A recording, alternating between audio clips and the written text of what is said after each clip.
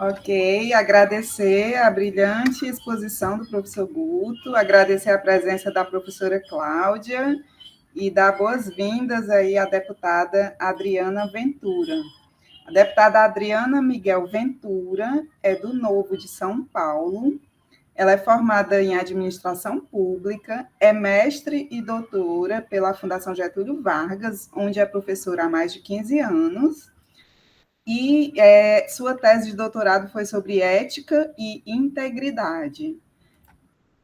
A deputada vai conversar conosco a respeito da saúde digital e o marco legal da telemedicina no Brasil, à luz do projeto de lei 1998/2020, que é um projeto de lei que autoriza e define a prática da telemedicina em todo o território nacional. Seja bem-vinda, deputada, a palavra é sua. Bom, gente, muito obrigada. Eu quero aqui dar as boas-vindas e agradecer muito o convite da doutora Ivana, né, que não conheço pessoalmente, mas pelo fato de ser esposa do doutora Dorico, eu já gosto dela imensamente, sei que é muito competente. Quero falar do meu querido doutor Odorico, que foi meu colega aqui na Câmara dos Deputados, e é muito engraçado, porque eu sou do Novo, a gente pensa muito diferente, a gente vota diferente em muitas pautas, mas ele é uma referência para mim em muitos assuntos, eu aprendi bastante com ele. Então, e é um prazer. E na parte de saúde digital, especialmente, é uma pessoa, estou falando aqui, que contribuiu muito na nossa comissão, trazendo suas ideias, sempre à frente do seu tempo, querendo inovar. Então, viu, doutor Odorico? Estou falando de você aqui, estou te elogiando, estou elogiando a doutora Ivana aqui. Oi, mas, assim, eu não sou firulento, eu quero também deixar isso bem claro, porque vocês sabem que políticos falam, elogia todo mundo, agradece aqui, agradece ali. Eu sou muito informal, vocês vão perceber, às vezes eu até falo mais do que eu devo, viu, doutor Guto? Mas eu falo de coração, então esse elogio é muito sincero, o Dorico sabe disso. Obrigado. Eu não quase ninguém, mas assim, foi uma pessoa que passou por aqui, deixou seu marco, inclusive coautor do projeto do Marco Legal de Telemedicina, e eu, assim, estou sentindo muita falta do doutor Odorico aqui, com as suas colocações, com as suas contribuições, estar à frente do seu tempo. E, doutora Ivana, muito me honra esse curso, te agradeço muito a oportunidade de estar aqui para conversar. Então, você quer falar, Odorico? Não, Adriana, só também agradecer a você a deferência, dizer que foi uma convivência fantástica. Nós tivemos aí essa integração aí na Comissão de Seguridade Social, Saúde e Família, na frente parlamentar da telemedicina, nos debates do nosso projeto de lei, que de imediato eu me tornei autor pela sua permissão, e dizer que você tem uma grande tarefa no parlamento, por ser uma pessoa que entendeu e abraçou a causa da saúde digital e a causa da telemedicina e telesaúde, e como não tem, em tese, conflito de interesse, porque não é da área da saúde da médica, ganha uma credibilidade muito grande nesse debate. Você também tem outra coisa, que é a sua capacidade de liderar processo e extremamente atuante. Você está atuante no plenário, você está atuante nas comissões, você está na articulação, na bancada feminina, ou seja, você realmente representa aí a mulher na política, que é uma coisa muito importante para o nosso país. Muito obrigado e parabéns, e para a gente é uma satisfação muito grande ter você no nosso congresso. Obrigada, doutor Odorico. Doutor Guto, antes de começar a parar de falar, eu não posso aqui fazer uma referência assim.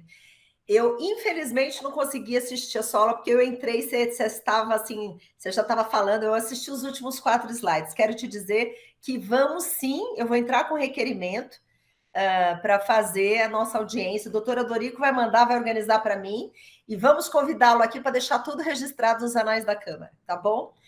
Bom, meus queridos, a doutora Cláudia, que falou aqui, representando aqui Portugal.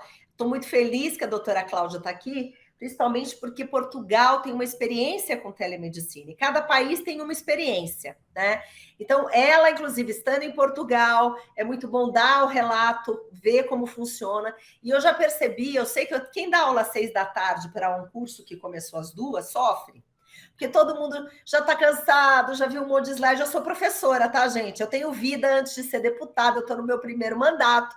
Nunca pensei em ser política. E quando eu caí na política, me colocaram numa comissão que eu não entendia nada. Saúde, o Dorico está aqui para saber. Então, caí lá ali na comissão, no meio de um monte de médico, profissional de saúde, enfermeiro, falando uma língua que eu não entendia muito bem. E eu falei, eu sou administradora, eu sou empreendedora e dou aula de gestão e empreendedorismo. Então, tá muito divertido, porque eu na comissão, eu não falo da parte técnica da saúde, eu brinco que eu sou a puxadora de carroça. Eu ponho esse projeto para andar, chamo todo mundo para fazer, e está sendo interessante, porque a telemedicina, que para mim é medicina, e ponto, né? Telemedicina para mim é medicina. Tem gente que dá nome bonito, mas o fato é que na pandemia mostrou que telemedicina é medicina, antes de qualquer coisa. Ela é à distância, mas ela é medicina. Tem coisa que vai melhor, tem coisa que precisa desenvolver mais, pode falar o que for, mas não existe... Tem gente que dá muita definição para a telemedicina, mas para mim é uma medicina à distância, ponto. Então, dito isso, a gente tem muita resistência aqui no Congresso, sabe, doutora Cláudia? Ô, Guto, eu não entendi se você mora em Washington ou não. Para mim, só isso que eu estou na dúvida. Você mora em Washington? Eu moro nos dois. Eu sou professor adjunto aqui da universidade e sou pesquisador na Fiocruz. Então, uma parte eu estou aqui, uma parte eu estou aí. Então tá. Então, não, eu ia até perguntar como funciona a telemedicina depois aí. Então, se prepara, se você conhecer, eu queria muito a contribuição. Tá. Mas eu sou professora e eu não vou usar slide. Eu até fiz uns slides, mas eu sei que vocês já não aguentam mais ver slide, então eu prefiro fazer uma coisa interativa. Tá bom? Tudo bem para todo mundo? Beleza. Ótimo, Adriana. Não, porque daí a gente não usa slide, e eu queria pedir muito, para quem puder abrir câmera, é legal também, eu estou adorando ver Cláudia, adorando ver Ivana, adorando ver o Guto, e eu, como dizem minhas filhas, eu sou uma professora muito, muito, muito chata. Eu tenho uma filha de 20 e tenho uma filha de 16. Elas me assistem da aula, elas morrem de vergonha sem conhecer meus alunos. Mãe, como você é chata! Porque eu falo, eu não dou aula para letrinha.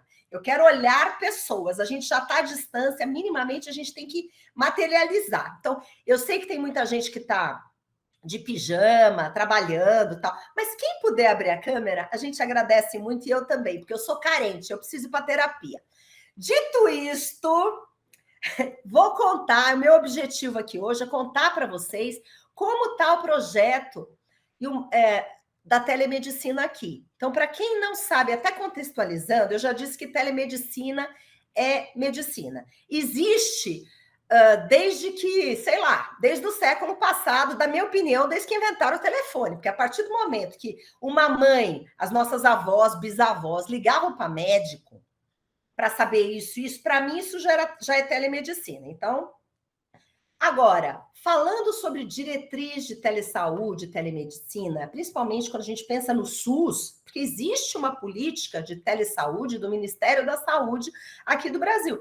Qual que é o objetivo? Em linhas gerais, dar acesso para a nossa população. Eu não sei o quanto a Cláudia está inteirada com o nosso sistema de saúde, mas a gente tem um sistema de saúde, o SUS, que ele é único, ele é para todos, ele é universal e ele é integral, né? Se baseou um pouco no sistema do Reino Unido, o NHS, um pouco ampliado, mas isso é uma outra discussão. Mas o fato é que a gente tem uma missão enorme num país continental, num país que é tão desigual, num país que tem tantas diferenças, num país onde você tem alguns estados que 2% das UBSs estão informatizadas. Então, a gente tem realmente problemas aqui. Nós temos várias regiões onde não tem médico, onde o médico não chega, onde as pessoas demoram dias de barco, viagem para chegar no médico. Então, é um assunto que é prioritário no nosso país. E nós sabemos, todos nós somos brasileiros, menos a Cláudia, eu acho, mas já deve ser um pouco brasileira, senão não estaria aqui. Nós, como brasileiros, a gente sabe que a gente tem que dar acesso, a gente sabe que tem que chegar, e não é qualquer coisa, é dar uma saúde de qualidade, um atendimento de qualidade, principalmente para aqueles que não podem ter acesso de outras formas. E aí, o que acontece? Vocês, quem é médico aqui, eu não sei quantos médicos temos aqui na sala no momento, Eu estou vendo que tem alguns aqui que tem cara de médico na foto. Então, o Guto é médico. Pois é, eu não sou médica não, tá? Também sou. Então, que beleza. Temos médicos aqui na sala. O Odorico. O Odorico também é médico. Mas e a Nilcema é dentista, tem alguns dentistas. São profissionais da saúde, genial. Isso. Até muito bom. Se temos dentistas na sala, eu tenho um episódio para contar de teleodonto, que eu quero contar para vocês. Mas falando da medicina, nós tivemos uma resolução de 2018, que é a famosa resolução 2227, que ela saiu, autorizou a telemedicina e foi revogada. Teve um movimento dos médicos que não foram ouvidos e foi revogado.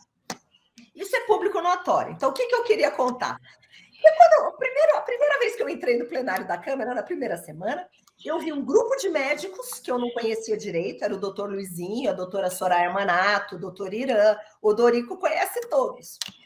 E eles, muito nervosos ali no microfone, falando que mandaram para o conselho, que tem que revogar e tal. E eu falei, gente, como que eles são contra a telemedicina? Eu não entendia. E no final, o doutor Irã, a doutora Soraya, são os nossos amigos da comissão, gente. Hoje o doutor Luizinho, ele é presidente da comissão, o doutor Irã é relator do projeto de telemedicina, foi ele, inclusive, que ajudou muito a gente a aprovar a telemedicina na pandemia, né? Ele era também um coautor, então... Mas eu falava, gente, mas por que eles são contra? Eu não conseguia entender e conceber como alguém podia ser contra alguma coisa que desse acesso, que levasse saúde onde não chega, e com o que os países estão fazendo. Tem país que há mais de 25 anos tem telemedicina, pratica telemedicina desde 95, 96, 97, né? Com a internet, que a coisa melhorou. 97 a Finlândia especificamente, mas eu não consegui entender, ainda mais nas nossas condições SUS.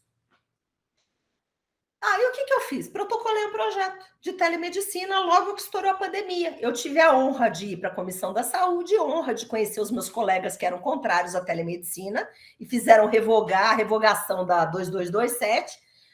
Convidei todo mundo para ser coautor, porque estourou a pandemia, e a gente falou assim, o que vamos fazer? E eu protocolei um projeto, tinha 2 parágrafos, gente, era coisa, eu não sou da saúde, vamos lembrar, tá bom? Então, a lei autorizava o uso da saúde, 2 parágrafos, coletei assinaturas, porque ninguém faz nada sozinho aqui, no Congresso, eu quero deixar bem claro, não existe deputado e senador salvador da pátria. Ou compõe e todo mundo junto, ou vamos todos juntos, ou ninguém vai.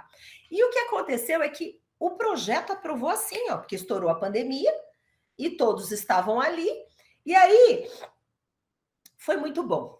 A pandemia trouxe erros e acertos, e que eu quero ouvir depois a experiência de vocês, mas o fato é que a Lei 13.989, que é a telemedicina válida durante a pandemia, é de minha autoria, e foi muito bacana, porque eu aprendi bastante, conheci muita gente, e as pessoas da tecnologia, porque, gente, a gente fala de telemedicina, a gente não está falando só de medicina, a gente está falando do ecossistema inteiro, todos os profissionais de saúde. Inclusive, eu só estou falando de telemedicina porque o projeto em questão, 1998, é telemedicina, mas existe um projeto de telesaúde também, que eu sou autora, que é o Grande Guarda-Chuva. E o fato é que nós, durante a pandemia, aprovamos muitas coisas, tivemos vários aprendizados. Primeiro, a gente precisa da telemedicina, da telesaúde, para democratizar o acesso à saúde. Segundo, nós tivemos resultados concretos e vimos que as pessoas ficaram muito satisfeitas, que foram atendidas, que era uma coisa que precisava ser explorada. É claro que tivemos alguns problemas, é claro que tem estado que não tem informatização de UBS, mas o fato é que a gente percebeu que é possível. É claro que tem preocupações, privacidade, sigilo, dados, mas tudo isso a gente consegue fazer.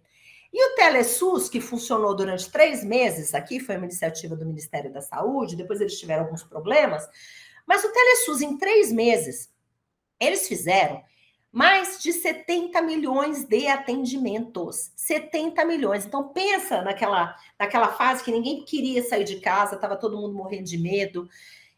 Então, foram mais de 70 milhões de atendimento em 3 meses. E desses 70 milhões, só 1,8 milhões foram realmente encaminhados para um atendimento clínico. Então, isso a gente percebe como isso poupou caminhos. E uma coisa que eu quero ressaltar, e aí eu acho que eu entro no ponto, e depois eu abro para perguntas, vocês podem perguntar o que absolutamente vocês quiserem. Eu vou querer ouvir a experiência da Cláudia, quero ouvir a experiência aqui do Dr. Guto também, se ele sabe como funciona os Estados Unidos. Mas o que eu acho, alguns dados que eu vou trazer para vocês, né? Fizeram uma pesquisa, né? A Associação Paulista de Medicina, a APM, fez. E o que é muito interessante, os médicos que eram contra a telemedicina é porque, na verdade, nunca tinham usado telemedicina, né? E a maior parte deles utilizou. Aí perguntaram, fizeram a pesquisa há muito tempo, tá, gente? Falaram assim, olha, você fez algum treinamento para utilizar a telemedicina? 90% não fez treinamento. Né? Eu sou professora universitária, dou aula de empreendedorismo, eu já contei para vocês. E eu, quando tive que, na pandemia, eu tive que dar aula via Zoom. Eu nunca tinha dado aula via Zoom, gente. Pergunta como é que foram as primeiras, horrorosas. Eu estou melhorando, mas o fato é que a gente precisa de treino para tudo. E no começo da pandemia, os médicos não sabiam mexer, o que é natural, né? E o que é mais interessante? Muitos não sabem que tem recursos maravilhosos, plataformas, coisas que funcionam muito bem, que dão sigilo, privacidade, que já sai tudo ali, assinatura, prescrição, certificação e tudo que vocês sabem que acontece. Mas o que é interessante? 70% dos respondentes atendiam pelo WhatsApp, que não é uma ferramenta, um canal adequado para fazer justamente atendimento. Então, eu só quero ressaltar aqui que a gente está aprendendo. Então, a gente precisa trabalhar a educação digital para médicos e todos os profissionais de saúde. Mas o que eu queria? No meio disso tudo, muitas ONGs surgiram para atender população carente pela telemedicina. A gente tem a SS Brasil, a gente já tem Missão Covid, que atende e fazem teleconsultas para a população carente durante a pandemia. Isso foi genial. Agora, por que é tão importante a gente falar do marco legal e da regulamentação? Porque a gente precisa de uma regulamentação definitiva. A gente precisa. Tem muitos... na frente da telesaúde, que o doutor Odorico até comentou, a gente tem uma frente parlamentar da telesaúde que a gente propõe muitos debates. É um espaço, eu presido, que a gente abriu para a sociedade civil, entidades médicas, empresas startups, empresas de tecnologia em saúde, tudo relacionado à saúde digital, para fazerem eventos. Então, muitos assim, tem algumas áreas que propõem evento, olha, vamos discutir a privacidade dos dados na telesaúde, vamos discutir isso. Eles propõem um evento, eu abro espaço, dou o canal e a gente está dentro do Congresso Nacional debatendo. Eu queria, inclusive, convidar, já falei do Guto, né? Já falei aqui da audiência que a gente vai fazer para o Guto, mas também quero convidar quem tiver temas importantes para serem debatidos nessa área, que precisa evoluir, querem chamar a atenção de alguma coisa, por favor, façam isso. E daí eu comecei. Então, eu tenho autoria do PL da telemedicina definitiva, da telesaúde, de validade de prescrição eletrônica, peguei uma relatoria de prontuário eletrônico que a gente precisa avançar. E é um caminho sem volta, gente.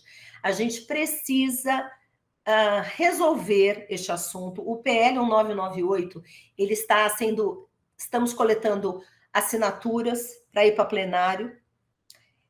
Temos resistência em 3 pontos, que é primeira consulta, remuneração médica e território.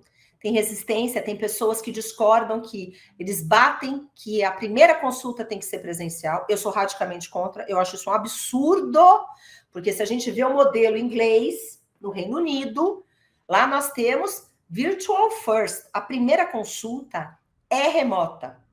Porque daí o médico vê os sintomas, vê se é grave, muito grave, não é nada.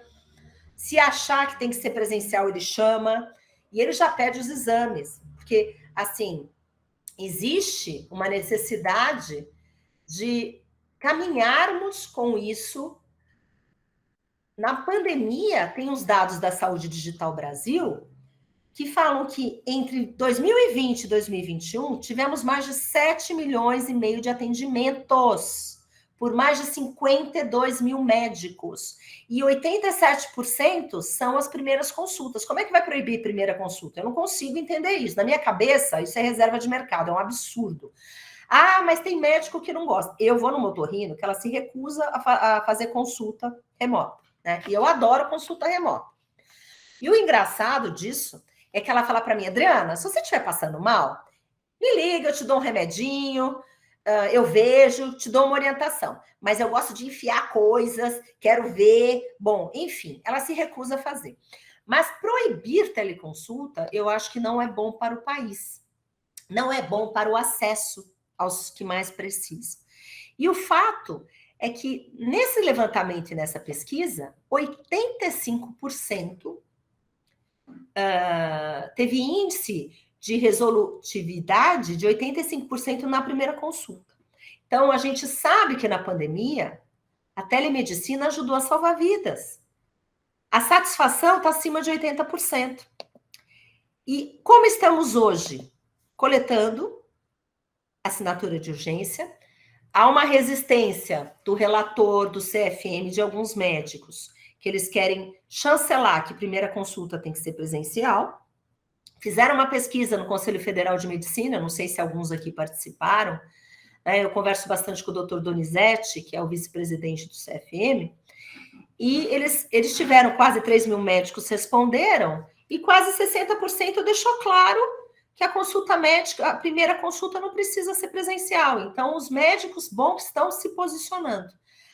E eu estou à disposição agora, eu acho que eu vou abrir para dúvidas, mas antes eu queria ouvir a experiência da Cláudia com a telemedicina, como é que é o sistema de saúde lá, se funciona, não funciona, porque o que eu vejo, e encerro minha fala depois para passar para a Cláudia, depois para o Guto, tem que ser uma decisão do médico e do paciente. Tem médico que acha que a sua especialidade não serve, não pode, não é bom para isso, ótimo, então façam presencial.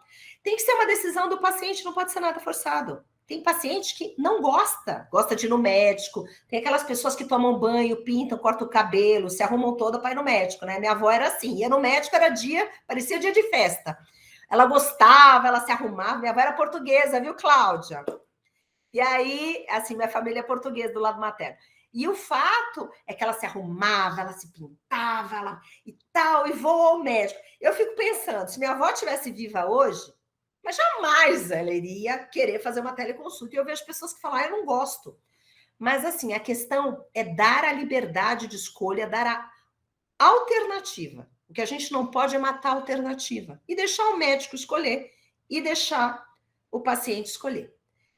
Dito isso, passo para a Cláudia, passo para o Guto, e eu gostaria de interação. Quem quiser fazer pergunta, abra o microfone e faça a pergunta que quiser e vamos interagir. Cláudia, passo a palavra para você. O Odorico levantou a mão. Odorico, força. Não, o Odorico já falou bastante. Eu falei bastante, Cláudia. Eu quero só falar depois de vocês, só para... Ok. Boa tarde. Olá, Adriana, tudo bem? É muito interessante o que a Adriana está a falar aqui, porque realmente há uma situação aqui em Portugal muito curiosa da telemedicina que eu partilho convosco. Nós em Portugal temos um sistema público de saúde também, como o SUS, que é o SNS, o Serviço Nacional de Saúde, e depois temos um serviço privado de saúde que, portanto, roda em função de seguros de saúde, com vários tipos de plafons. Eu penso que será igual em todo o mundo. Uma coisa muito interessante que a pandemia nos trouxe foi a necessidade da telemedicina e as entidades privadas tiveram maior capacidade de resposta nesse sentido da teleconsulta do que o Serviço Nacional de Saúde. E aquilo que se passou foi que muitos dos médicos do Serviço Nacional de Saúde optaram por comunicar com os seus doentes pelos canais mais ágeis, nomeadamente o WhatsApp. Mas isso foi uma consequência do Serviço Nacional de Saúde não estar preparado. Ele estava atento a isso, mas não está preparado para a telemedicina em si. E foi uma coisa muito interessante que passou a existir, que a telemedicina, no caso dos serviços públicos, começou a aparecer na segunda fase de confinamento, nomeadamente com doentes crónicos que se tinham que deslocar fora da sua área de residência e que tinham dificuldades, por exemplo, a interagir através do WhatsApp. E teve que passar a ser um simples telefonema do médico, o médico a voltar a falar para o paciente. Eu tenho um caso muito interessante, que eu com o meu médico, devido a uma doença crónica que tenho, passei a falar com o médico por WhatsApp. O meu médico, mas isto há mais de 15 anos, eu trato tudo com ele pelo WhatsApp, que era uma situação completamente impensável.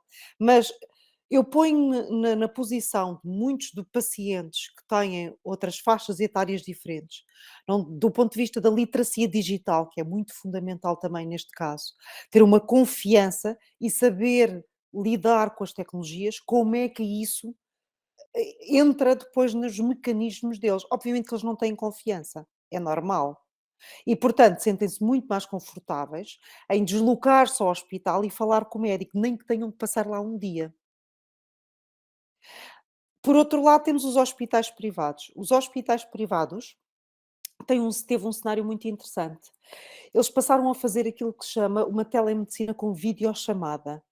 E muitos dos pacientes que têm seguros de saúde são aquilo que são funcionários públicos, porque em Portugal existe uma entidade chamada ADSE, que é, portanto, um canal de acesso à saúde privada também, um canal de acesso de funcionários públicos à saúde privada, mas a ADSE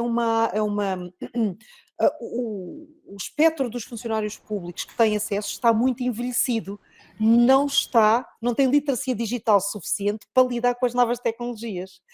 E foi muito interessante que o hospital, eu passo a publicidade, o Hospital da Luz com o Odorico, até conhece que a gente já partilhou algumas podcasts aqui com o Odorico, viu-se abraços de como implementar as videochamadas, a telemedicina e as videochamadas, através dos aplicativos que estão altamente robustos e funcionam. E então, como foi as políticas que eles implementaram?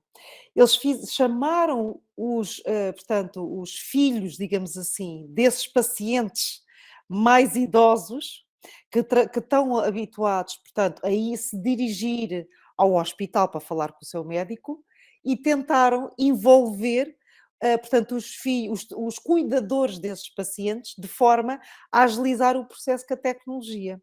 E é muito interessante que há um podcast do Hospital da Luz exatamente a explicar essa nova dinâmica que, de repente, um hospital privado se viu a braços, que conseguiu, em tempo real, resolver, porque a política de dados num hospital privado é ligeiramente diferente de um hospital público, e de repente temos os hospitais públicos e as políticas públicas a perceber-se que isso é uma necessidade, e de uma necessidade vai passar a ser, portanto, um caminho que vai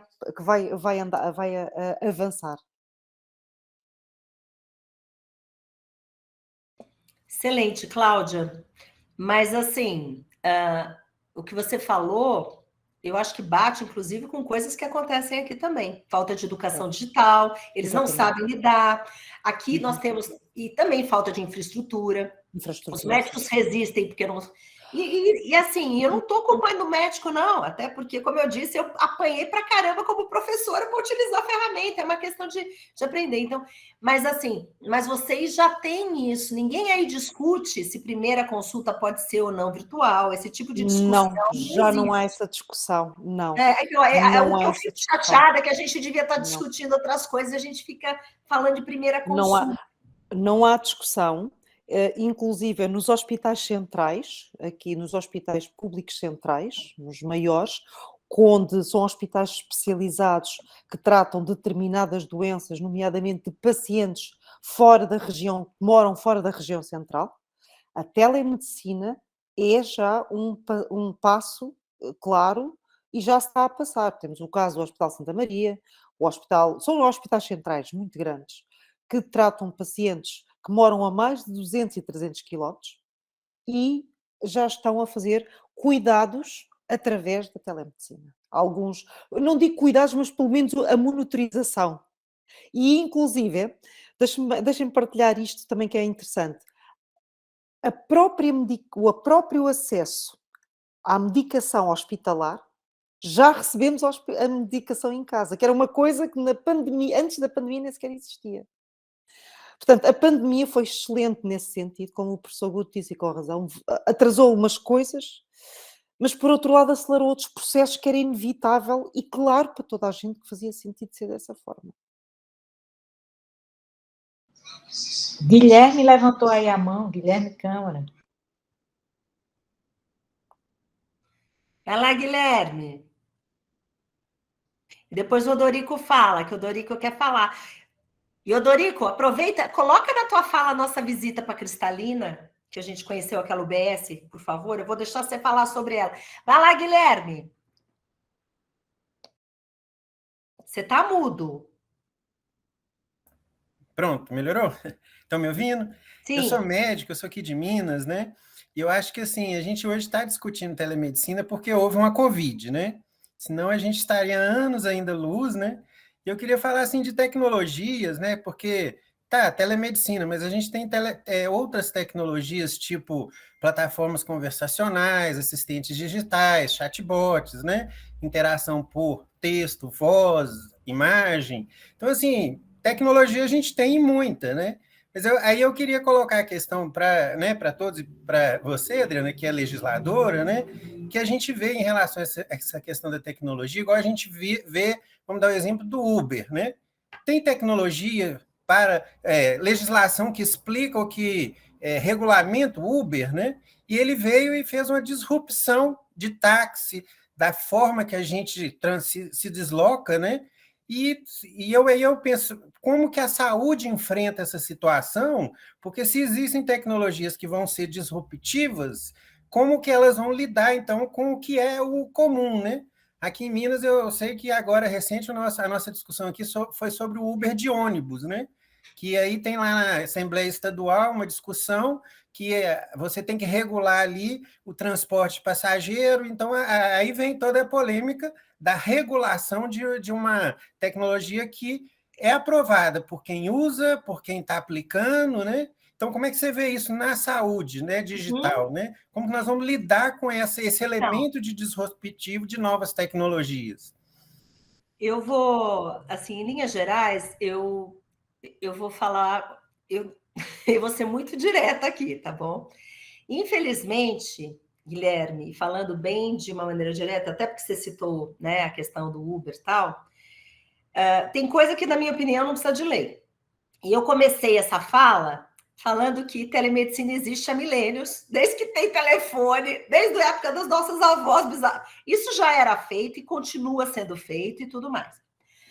O que acontece é quando começa a ter jogo de interesse, seja corporativo, seja, né, seja de empresa, de quem produz isso, de quem faz aquilo, as coisas começam a atrapalhar. Tanto assim que tentaram acabar com o Uber aqui. A gente aqui bloqueou várias coisas, porque os taxistas se revoltavam com o Uber por causa disso, tal, e assim, a gente enfrenta um monte de coisa. Tem questões que são legítimas sendo discutidas, deixa eu deixar bem claro, mas às vezes a gente vê muito mais um interesse de corporações específicas, o corporativismo é muito grande, seja por causa de voto, eleição, ou seja por causa de bolso mesmo, e deixa o cidadão do lado de fora. Eu aqui sempre tento brigar para que o cidadão seja beneficiado. A gente tem que pensar o que é melhor para o cidadão. Então, se ele paga mais barato no Uber, na minha visão, eu vou brigar com o Uber. Eu vou brigar para que o Uber consiga trabalhar. Na telemedicina, telesaúde é a mesma coisa. O que a gente está vendo aqui? A gente está vendo preocupações legítimas de profissionais médicos, que são legítimas, em relação à privacidade segura, se dá para chegar com qualidade. Essa discussão eu acho super legítima. Remuneração médica, eu também acho legítima, até o ponto para não precarizar trabalho de médico, ok, eu acho justo os médicos.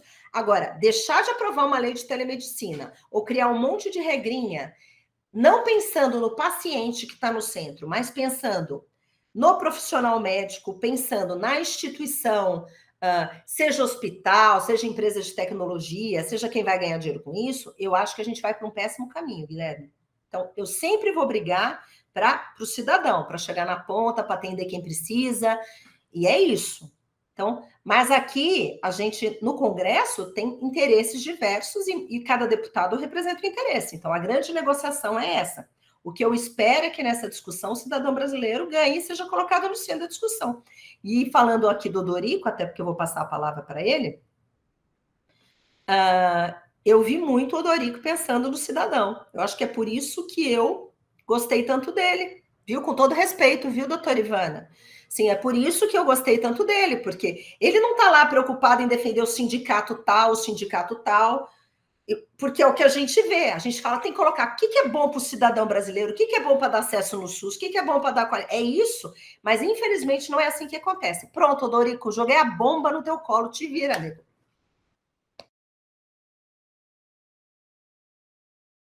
Você tá mudo. Responde para o Guilherme. Isso. Não, sem dúvida, é uma bomba boa, tá? Não, e que eu quero, inclusive, dizer para o Guilherme que nós estamos trabalhando em tudo isso. A professora Ivana, por exemplo, está coordenando a plataforma Zelo, que é uma plataforma de telemedicina para o idoso. Vamos incluir aí milhões de idosos, se Deus quiser, de idosos no Brasil. Está coordenando um chatbot. Nós estamos construindo 3 bots, viu, Guilherme? Estamos construindo um bot para conversar com a gestante, um bot para conversar com o hipertenso, um bot para conversar com o diabético. Só para você ter uma ideia, a mortalidade materna no Brasil triplicou durante a pandemia. Quer dizer, e por que essas mulheres morreram durante a pandemia? Porque não tiveram assistência de telemedicina no pré-natal. Isso aí é com todas as letras. Por que nós estamos aumentando a quantidade de AVC? Porque os nossos hipertensos, durante a pandemia, não tiveram a continuidade do cuidado na hipertensão. Por que nós estamos tendo tanta amputação de membro inferior em diabéticos? Porque os nossos diabéticos não tiveram telemedicina durante a pandemia. Então, nós estamos trabalhando intensamente nisso, e aí é importante, e aí daqui a pouco eu vou jogar uma bomba no colo da Adriana, vou devolver, tá certo? Que é o desafio que ela vai ter que, resolvido o problema da telemedicina, ela vai ter que abraçar a saúde digital, que é mais abrangente, depois eu vou mostrar a agenda. Mas aqui eu queria dizer com todas as letras que eu não consigo ver o seguinte, médica, eu estou dizendo isso porque eu já enfrentei a minha categoria várias vezes, viu, Guto? O Guto sabe disso, eu enfrentei a nossa categoria, a primeira equipe, quem não sabe, a primeira equipe de saúde da família do Brasil foi eu que implantei quando era secretário de saúde de Quixadá, em 1993, antes do Ministério da Saúde. Aliás, o termo saúde da família foi de autoria nossa, né? Eu que criei esse termo, convenci o ministro Henrique Santilo, queria implantar médico de família, disse, não, ministro, no Brasil nós já temos os agentes de saúde, no Brasil nós já interiorizamos a enfermagem, e no Brasil nós cunhamos o artigo 196 da Constituição, que trabalha a saúde como qualidade de vida. Então, nós não podemos trabalhar a saúde como ausência de doença e não podemos colocar atenção primária em torno do médico de família. Isso é uma experiência inglesa, que tem a sua questão histórica, isso é uma experiência cubana, isso é uma experiência canadense, mas no Brasil nós vamos criar o Saúde da Família. Isso não é pabular da minha parte, porque já está na literatura, Guto. Então, quando está na literatura, né, já está dito pelos outros, não por mim, estou só fazendo um registro aqui histórico. E aí eu enfrentei muita briga com a minha categoria médica. Parte do meu tempo era lá no Conselho Regional de Medicina ou na Federação Nacional dos Médicos, porque eles queriam proibir de eu colocar os médicos juntos. Eu vou dizer para você, eu criei uma residência, Guto, em Sobral, tá certo? Isso foi um fato que aconteceu, porque eu criei uma residência muito profissional com os médicos dentro. Dentro da residência, era médico, enfermeiro, dentista, assistente social, psicólogo. Aí o Conselho Federal de Medicina foi lá, Adriana, e tirou os médicos da residência, proibiu, que agiu, certo? Eu consegui formar uma turma, e um aluno meu, que hoje é meu colega professor, foi meu aluno, na Faculdade de Medicina, o Pedro Cavalcante. O Pedro era meu residente, fez a residência muito profissional, e os médicos diziam que ele ia ficar burro, porque quando ele se juntasse com os outros profissionais, ele não ia aprender. Ele fez a prova, o título de especialista, tirou o primeiro lugar. Aí eu fui lá no Conselho Regional e disse, olha, aquele médico lá que você disse que ia ficar burro, tirou o primeiro lugar. E depois enfrentei a minha categoria quando nós criamos o programa Mais Médico, tá certo? Então, eu acho que, com todas as letras, a questão da primeira consulta, a questão do território e a questão da remuneração é, sim, reserva de mercado. Isso tem que ser dito com todas as letras. Toda vida que a gente leva... Inclusive, eu fiquei até... Fui meio duro, a Adriana acompanhou isso, eu era presidente de uma das audiências públicas, a gente estava discutindo com o Conselho a questão da telemedicina, né? e o colega enrolava. Aí a gente estava discutindo a questão, inclusive, era também a questão, Adriana, foi outro momento que a gente estava discutindo, a renovação do Mais Médico. E toda vida que você vai discutir Mais Médico no Brasil, o Conselho Regional traz estudos de demografia médica. Todos os estudos de demografia médica, eles têm um viés, que é um viés clássico de estudos ecológicos, tá certo? Que são estudos que têm a falácia ecológica. Então, nós precisamos, no Brasil, em vez de estar discutindo demografia médica, nós precisamos discutir a necessidade da população. Qual é a necessidade brasileira de neurocirurgião? Qual é a necessidade brasileira de neurologista clínico? Qual é a necessidade brasileira de geriatra? Qual é a necessidade da população brasileira de endocrinologista? Qual é a necessidade de oftalmologista? E por região. Porque pode ser ter região que não precisa mais formar aquela especialidade, mas tem outra que precisamos redistribuir isso. Então, não tem... primeira consulta. Gente, não tem mais argumento nenhum para falar nisso. O que não sei, porque aí tem um discurso dito e o não dito. Toda vida que o Conselho Regional de Medicina vai para... mas na região amazônica não tem telemedicina. Sim, e toda região que tem? Não, porque tem que ter estrutura. E a região que já tem estrutura? Então, precisamos qualificar esse debate, tá certo? E o que eu estou sentindo é que a categoria, a direção dos conselhos vão ser atropelada pela base. O Guto, Adriana, aqui é importante, que é um contexto histórico do Brasil. Quando a gente estava lutando pela redemocratização do Brasil, e que a gente estava unindo vários movimentos, inclusive a Abrasco, que é a nossa entidade mãe desse congresso nosso, nós criamos vários movimentos. Um deles foi a Abrasco, que unia a academia, os profissionais de saúde pública. Um deles foi o SEBS, que reuniu os sanitaristas, os militantes, mas um outro foi fundamental, chama-se Renovação Médica, porque a nossa categoria era extremamente conservadora, e o Guto sabe disso, e precisamos fazer toda uma renovação médica. Nós precisamos reeditar, Guto, a renovação do século XXI. Certo? Isso porque, assim, é constrangedor o comportamento do Conselho Federal de Medicina a ir para um relatório de uma CPI, porque a omissão que o Conselho Federal de Medicina desse país teve frente ao comportamento da questão da prescrição da cloroquina é vergonhoso. Isso tem que ser dito com todas as letras. Então, nós precisamos, sim, de uma renovação médica, precisamos, sim, debater e não podemos ter medo de discutir isso. Eu era secretário de saúde de Fortaleza e quase todo mês eu tinha que ir no conselho. Por exemplo, eu fiz uma portaria para prescrição da enfermagem. Tem uma série de coisas que a enfermagem tem uma clínica. Por que, na primeira consulta de pré-natal que o enfermeiro fizer, ele não pode pedir os exames, sumário de urina, VDRL, sódio, ureia, creatinina, potássio do hipertenso? Quem vai ler e interpretar o exame é o médico. Mas a enfermeira pode pedir, não tem problema nenhum, ela pediu o exame, que na próxima consulta o médico vê e analisa. Então, tem uma série de coisas que nós precisamos superar, inclusive, eu acho que os Estados Unidos é Guto. Você tem enfermeira que faz anestesia, no Quebec já tem alguns programas de saúde da família com enfermagem. Eu quero dizer que essa articulação ela tem que ser feita de forma sistêmica e com protocolos, não com discurso e narrativa de reserva de mercado, até porque, viu, Adriana, cá para nós, até 2040, já tem vários estudos mostrando isso, o médico vão ser uma das poucas profissões que vai ter um diploma na mão e 3 empregos na outra. Não tem ameaça de desemprego no curto e médio prazo. Pelo contrário, tem muita desassistência ainda, né, em todos os sentidos. Mas eu estou colocando isso entendendo que essa argumentação da primeira consulta não se sustenta. Aí, Guto, qual é a discussão do território? Por que um médico de São Paulo não pode fazer uma consulta de telemedicina para um paciente de Teresina?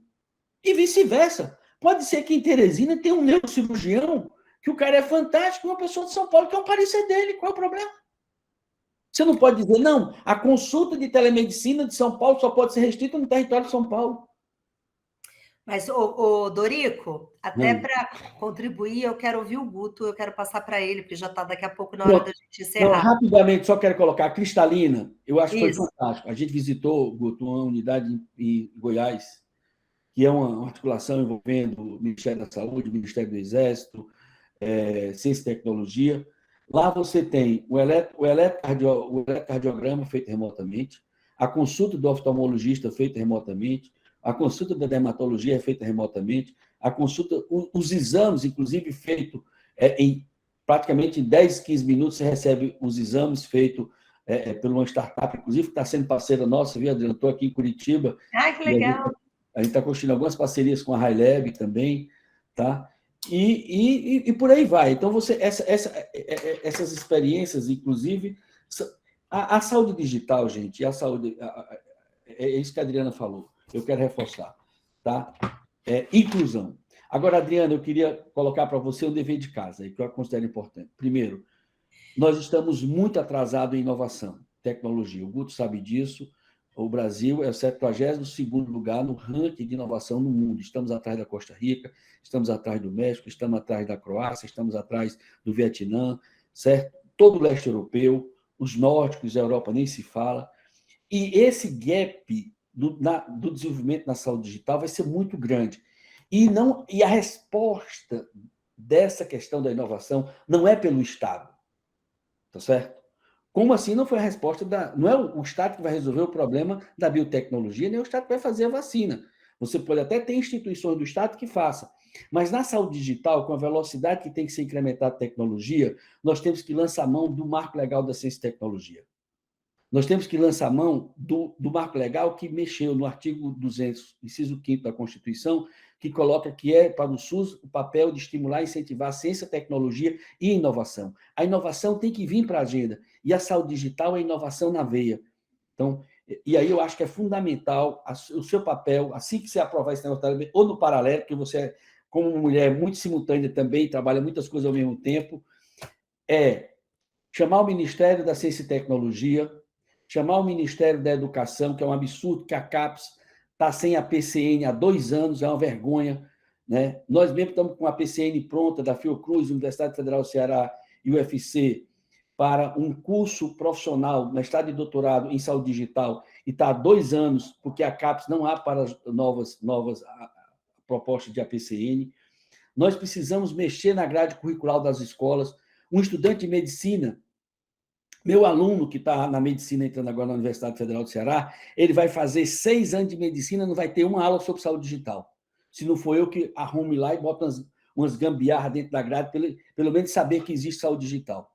Então, o letramento digital não é só da população, não. A questão do letramento digital é da categoria, porque você precisa entender conceitos. A saúde digital é um campo de conhecimento novo a ser construído, um espaço epistêmico que traz várias práticas e saberes, é uma nova comunidade de prática que está se instituindo. Não é uma coisa isolada. E não é uma coisa do médico, da enfermeira, é uma coisa de uma equipe multidisciplinar. Então, Adriana, eu acho que é fundamental você fazer uma aliança com a Comissão de Seguridade Social, a Comissão de Ciência e Tecnologia, a Comissão de Educação, promover um debate dessas 3 comissões e colocar a saúde digital como âncora desse debate. Eu diria que a saúde digital é gênero e a telemedicina é espécie. Então, nós precisamos cuidar da espécie, mas nós temos que... Concordo, mas eu vou te devolver a lição de casa. Você organize e me use aqui dentro, porque quem entende desse assunto é você. A lição é tua, me acione e aproveita e já manda as coisas do Guto. Guto, fala, que aqui é parlamentar. Parlamentar não para de falar, ainda mais professor. Eu sei. Mas eu adoro ouvir o Odorico, ele sempre é muito rico. Aprendo muito com vocês, e com você também, Adriana, aprendi um montão. Não, eu, na verdade, acho que talvez tenha 2 comentários. Um aí mesmo no Brasil, eu participei e aprendi saúde pública no campo, né? E eu me lembro bem, no Ceará, aí andando conhecendo a atenção primária, estamos falando dos anos 70, né? Quer dizer, eu sou velho, eu coordenava um projeto que era de inovação da capacitação do auxiliar de saúde. Então, eu tive que visitar todos os municípios baianos, conversar com todas as auxiliares de saúde, e fizemos uma grande inovação, que na época era usar o método do Paulo Freire para treinar as assistentes de saúde. E foi uma grande inovação tecnológica, não era telemedicina, mas capacitou o auxiliar de saúde a dar um primeiro atendimento local, porque até então ela ficava ali com uma farmácia e distribuía remédio segundo pedisse, né? Então, existia, se der algum... E eu me lembro que eu visitei, na época, o Ceará, e tinha o doutor Antônio Galba, né? Galba Araújo, que tinha uma rede que era para parteiras, e ele também fazia negócio de fimose, tinha lá uns procedimentos, né? E era uma maior discussão também, porque era uma inovação metodológica. Como é que você vai botar parteira dentro do esquema formal? Parteira é uma coisa lá, sistema de saúde é aqui. No entanto, ele desenvolveu lá umas cadeiras, um negócio que dava uma segurança enorme, né? E podemos ir por aí, quer dizer, eu acho que tecnologia ela vai avançando e as inovações vão avançando pela necessidade, né? Eu acho que aí o que o Dorico falou é bem importante, porque não avança só pela invenção. A invenção é importante, mas ela avança pela necessidade. Quer dizer, hoje com a Covid, com a necessidade da consulta à distância, todo mundo cresceu, né? Nos Estados Unidos também cresceu. E também teve que ter algum tipo de regra.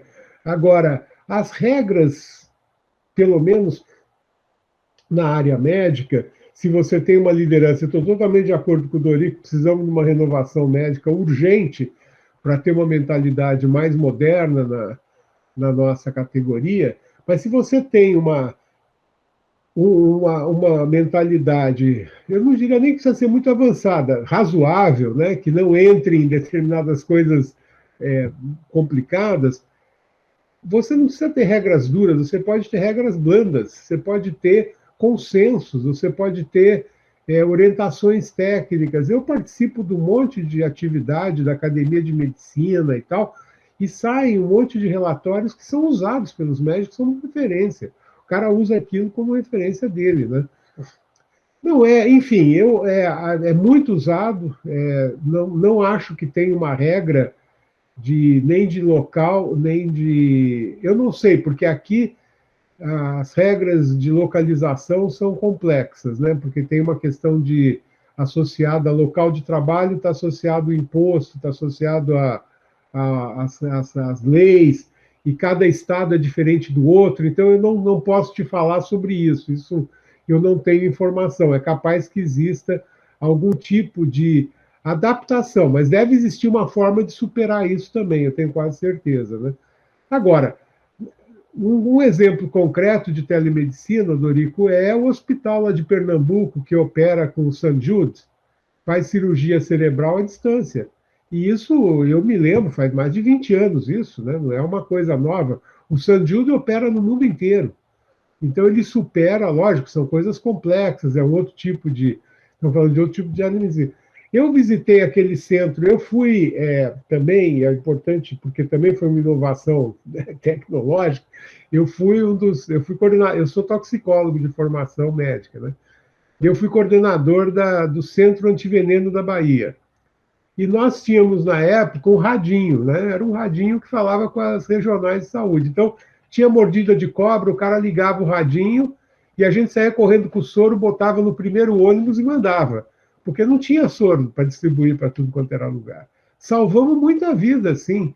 Também tinha o telefone, o pessoal ligava lá no telefone e a gente dava informação. Comeu soda cáustica, tomou 40 pílulas de não sei o quê, e a gente ali mesmo no telefone. Então, isso não é novo, isso não é uma coisa assim. O que não existe era o que avançou, e de uma forma muito interessante, são os recursos, né? Isso que o Odorico está falando. Existem hoje recursos muito avançados que você pode usar de uma forma concreta. Mas eu acho que a inovação tecnológica, enfim, é uma coisa que ela não é só porque usa robô, usa isso, usa aquilo. Ela é o espírito da inovação. É isso que faz crescer uma área, uma sociedade. Era isso que eu estava falando nessa iniciativa das Nações Unidas, que é você a inovação é o motor dessa Agenda 2030. É ela que vai te dar mais dinheiro, te gerar mais emprego, te fazer avançar. Não é você ficar agarrado lá atrás. Isso só vai te deixar para trás, entendeu? Porque o mundo, aliás, hoje todo interconectado, vai para frente, você tem que ir junto, né? Então, eu acho que essa experiência é uma experiência muito inovadora e muito, como é que se diz, de vontade de fazer negócio. Eu não sei como é que tem uma palavra em inglês, quer dizer, entrepreneurship, quer dizer, como é que você também sai à luta, né? Seja no setor público, seja no setor privado, busca soluções. Eu acho que isso, nesse contexto do desenvolvimento sustentável, ele é fundamental, né? Você imagina, por exemplo, eu fico pensando hoje, né? Porque eu passava em cidades ali na Bahia e estava inaugurando a luz no dia que eu estava passando, não tinha nem luz, televisão. Imagina hoje a felicidade de você ter lá uma consulta, né? Não sei, com essa assistente de saúde, com essa atendente de saúde treinada, né? Seria uma maravilha, resolveria um montão de problema se existisse isso disponível. Também me lembro em Minas, ali onde era o centro antiveneno de Minas, no Hospital das Clínicas, tinha teleconsulta especializada. Lembra, Dorico? Ali o pessoal estava no interior e acessava um cardiologista dentro do hospital. Isso tem muitos anos, tem 30 anos, quer dizer, não existe, não acho que é uma discussão. O que é novo é isso ser um recurso da saúde pública, isso é um recurso do SUS. Isso é o novo, acho que é o que o Dorico estava falando ali que precisa, virar um recurso regular para poder receber dinheiro, para poder ter programa, enfim, para poder estar no mainstream, né? E que funciona. Resistência sempre vai haver. Eu me lembro quando eu trabalhava no SESC, nós fizemos uma implementação da odontologia a 4 mãos, você falou de odontólogo. Foi uma revolução, era uma barbaridade. Tinha odontólogo que não queria de jeito nenhum. Imagine se eu vou dividir meu trabalho com uma assistente, não sei o quê, era uma discussão. No entanto, depois virou a regra, né? Praticamente hoje não tem dentista que não atenda conjuntamente com uma pessoa que limpa, com uma pessoa que faz isso, enfim, treinado em odontologia. Higiene dental. Higiene dental e também que ajuda na cirurgia mesmo, ajuda na coisa. Então, eu acho que essa é a coisa. Aqui nos Estados Unidos, a consulta digital entrou muito forte com a Covid. Agora, o sistema americano é muito diferente do sistema brasileiro, que é um sistema praticamente de base privada, né? Você está sempre... O provedor é privado, o seguro é privado, enfim, só depois dos 65 anos é que você tem acesso ao SUS, né? Que é o Medicare deles. Antes disso, você está no seguro privado. Então, são regras de mercado, né? Eu sei que os grandes... há muito tempo, isso já faz mais de 10 anos, vem sendo usado de uma forma bastante constante a parte de promoção da saúde. Toda essa questão de exercício físico, parar de fumar, controle de peso, tudo isso hoje, e já faz muito tempo, as companhias de seguro deixam disponível porque baixa muito o preço da prima, né? Porque baixa o risco. Então, fica muito mais barato o seguro e, com isso, eles conseguem manter o seguro aberto, porque os preços vão subindo e fica num ponto que ninguém pode pagar, né? Então, eles têm na área de promoção da saúde, de prevenção, é usado há muito tempo também. E na área da atenção, aqui, telefone, essas coisas sempre existiram. A questão da primeira consulta, eu não sei, é difícil entrar nessa discussão, né, Dorico? Eu acho que depende, se você tem que usar um instrumento, né? Eu fico pensando, oculista, se você tem que ir lá para fazer refração, não tem jeito, eu não conheço, talvez tenha um equipamento que possa fazer, eu não conheço, então, talvez existem casos que você tem que ter o recurso, né? Mas acho que aonde você tem segurança e possibilidade técnica, acho que a ordem dos fatores não altera, se é primeira ou última, eu acho que não altera. O que agora a necessidade volta a parabenizar o Odorico por essa ideia de pensar na necessidade, que acho que essa é que realmente tem que ser o norte, né, da gente aí. Mas, enfim, não sei se eu ajudei muito, não é... Eu tenho experiência, Não. mas não é minha área de conhecimento. Eu aí passo para o Odorico, ele que sabe. Não, mas, assim, o que é legal da tua é que você contou como a telemedicina existiu sempre, né? Seja com rádio, com telefone, então tentando criar regra onde a coisa flui naturalmente, enfim. Né, Odorico, eu não sei como é que está a Ivana aqui, eu quero até... Assim, eu não sei como é que está a questão do horário, porque eu acho que a gente bateu o papo. Adriana, em São Paulo, eu coordenei a rede de centros antivenenos de São Paulo. Eram 12 centros, todos atendendo por telefone. Isso aí, governo Yunes, quando é que foi? Franco Montoro. Governo Franco Montoro. 82, por aí. Eram 12 centros, eu era o coordenador dos centros. Ai, que legal! E era uma experiência fantástica. Atendia São Paulo inteiro, né? Era todo o interior de São Paulo, enfim. Ó, a frente da Telesaúde aqui, que fazemos parte, né, Odorico, está à disposição para trazer qualquer tipo de debate para o Congresso Nacional. Até os que eu não concordo, até é espaço aberto para a sociedade. O objetivo é esse, trazer discussões relevantes. Então, fiquem à vontade com os canais, podem divulgar meus contatos também. Aliás, podem divulgar meus contatos. O Dorico sabe também. Ô, Dorico, você tem 2 lições de casa aqui, tá bom? Uma do Guto e a outra que você me deu, que eu te devolvi. Cláudia, você que está em Portugal também, use e abuse daqui. Obrigada. Eu agradeço muito pela contribuição toda que você deu. E Ivana, maravilhosa, muito obrigada pela oportunidade de estar aqui. Parabéns pelo trabalho de vocês. Adriana, só uma coisa, porque eu sou também da área de saúde do trabalhador, e eu queria parabenizar Portugal, aprovou uma lei sexta-feira passada, entrou em vigor domingo passado, que limita a hora que o empregador pode contactar o trabalhador que está em remoto, porque isso tem sido um problema, um abuso muito grande, né?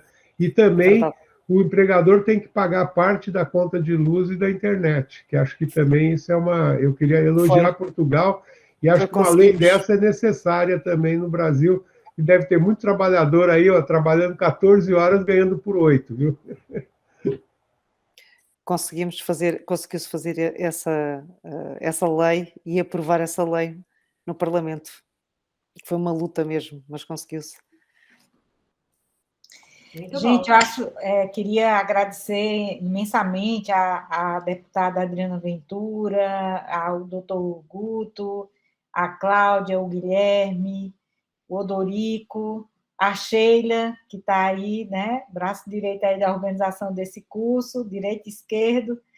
Assim, dizer que, Adriana, para mim, a melhor informação do dia hoje foi a sua, né, quando você falou dessa pesquisa aí do Conselho Federal de Medicina, que 60% dos colegas são a favor da telemedicina e da primeira consulta. Realmente, assim, é um absurdo, né? Você restringir, não é esse o parâmetro, você proibir porque é primeiro, porque é segunda, não é esse o parâmetro. Realmente, a gente tem que ter outros parâmetros de necessidade, parâmetros técnicos, né? Para definir isso aí. Se uma pessoa está numa grande emergência, num lugar isolado, tá se sentindo mal e não sabe diferenciar, ela não sabe entender se aquilo que ela está sentindo é algo grave que ela precisa se deslocar, ou se ela pode resolver ali onde ela está, o que é melhor do que uma consulta à distância, né? Para poder tirar essa dúvida e orientar a pessoa. Então, assim, acho que a saúde digital, né? Incluindo telesaúde, telemedicina, realmente um avanço imenso, né, para a saúde pública do Brasil e do mundo, né? E, enfim, aí eu estou aqui querendo encaminhar para o encerramento, porque muitos dos nossos participantes já saíram, né, mesmo pelo cansaço. Isso que dá da gente ter conferencistas empolgados e comprometidos, né? Fantástica a nossa aula, as pessoas saindo e agradecendo pelas aulas maravilhosas que tiveram, e aí eu queria também agradecer, né, a vocês pela participação, E amanhã a gente continua com o curso a partir das 14 horas. Amanhã a gente vai ter, Adriana, se você puder entrar, vai ter momentos que vai ter várias experiências em saúde digital sendo apresentadas. Eu acho que é interessante, né? Desde essa point of care, que é essa, né, de você ter um laboratório remoto, receita digital, quer dizer, várias formas, né, de você. Eu acho que eu vou te mandar, Adriana. E vai estar falando amanhã também, Vale a Adriana, pena. o Eduardo Vou Cordioli. aqui a agenda no encerramento. O Eduardo o Cordioli, Eduardo Cordioli, querido. ele vai estar, e também aí a gente está colocando a associação, a IVE, né? Da Sociedade Brasileira de Startups de Saúde, e várias startups vão estar falando das experiências delas, então é importante. Legal, me manda assim, por favor. Eu vou gostar muito. Eu provavelmente não vou conseguir, porque amanhã eu vou presidir uma solene aqui de empreendedorismo, mas eu faço questão que o meu assessor, que cuida disso comigo da Frente da Telesaúde, se ele puder acompanhar, eu agradeço muito, porque vai ser muito importante. Beleza, é o mesmo link. Aí eu vou te mandar a programação, o mesmo link que vocês usaram hoje. Tá legal? Excelente. E eu coloquei todos os contatos aqui, o WhatsApp da frente, o e-mail da frente também, para vocês ficarem bem à vontade, tá bom? Sim, e eu escrevi, mas eu queria também deixar gravado que a doutora Cláudia Perlincar, né, o Dorico falou que eu estou à frente de vários projetos, mas dizer da grande colaboração que tem sido com a professora Cláudia, né, trazendo para a gente toda a questão da experiência do usuário, trazendo essa possibilidade de intercâmbio com Portugal, então ter sido uma experiência realmente fantástica trabalhar com ela. Eu queria também aproveitar para agradecer, né? E a disponibilidade, a participação, a simpatia, enfim, só elogios. Agradecer a ela demais. O Dorico, você está... Lembrando que ela está lá mais 4, né? Agora é 3, Dorico. Agora já são 3, felizmente. Melhorou. Às vezes, a gente tem atividade aqui que ela vai até 2 horas da manhã lá, viu? É verdade, às vezes estou aqui às 2 horas da manhã, são diferenciais de 4 horas. E eu aqui agradeço imenso a oportunidade para poder colaborar convosco. Às vezes não consigo entrar mais vezes porque, como dou aulas aqui à primeira hora, às 8 da manhã, torna-se às vezes complicado, porque as atividades, às vezes uma vez que o Clubhouse aqui com o Dorico foi até à 1h da manhã, não foi, o Dorico, e depois no outro dia eu tenho que me levantar às 6 para ir para dar aulas, e é o dia inteiro. Mas obrigada pela oportunidade, e é um privilégio também aprender imenso convosco, que isto é um mundo a nível de saúde, é uma grande aprendizagem aqui mesmo com o vosso país. Estou muito grata, obrigada. Reforçar a importância do Guilherme estar com a gente amanhã, viu, Guilherme? Importante. Precisamos ampliar trazer mais médicos, né, Adriana, para esse debate, né? Então, gente, agradecer a todos e todas pela brilhante participação de vocês, pela brilhante tarde em saúde digital, muito, muito conteúdo. E aí, aproveitar para reforçar o convite da doutora Ivana para amanhã, né? Nós retomaremos a partir das 14 horas, nós vamos ter a apresentação da professora Cláudia Moro, que vai falar sobre a SBIS e o desafio brasileiro para a implantação das intervenções em saúde digital. O doutor Eduardo Cordioli vai apresentar a Iniciativa em Saúde Digital Brasil. A doutora Ivana Barreto vai coordenar um painel que vai apresentar várias experiências de inovação em saúde digital, papel das startups. Muita coisa interessante aí, muitas experiências serão apresentadas.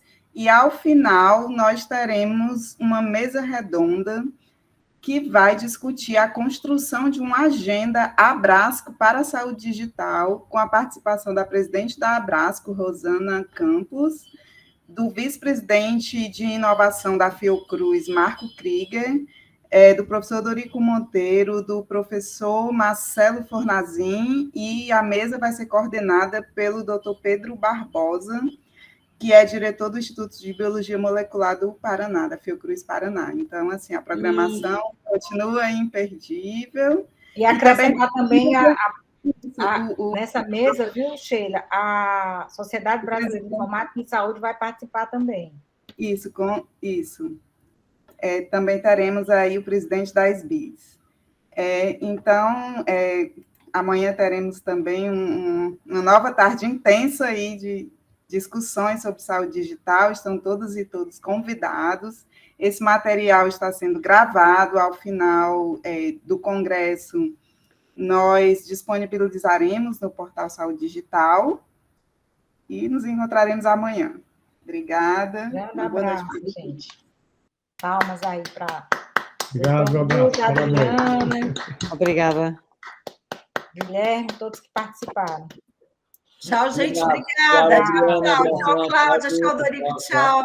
Tchau, Tá Cláudia. bom. Tchau, Ivana. Até mais. Muito Tchau. obrigada. Tchau, Ivana. Tchau, Dorico. Obrigada, Adriana. Tchau, bom descanso, Cláudia. Obrigada.